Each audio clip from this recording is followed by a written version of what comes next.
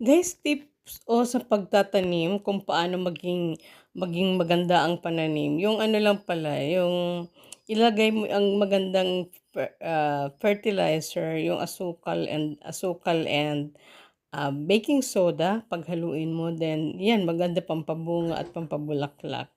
So, yan halo mo lang yung baking soda, then sa kamatis, then yan lahat ng mga fruit-bearing plants, 'yan diyan.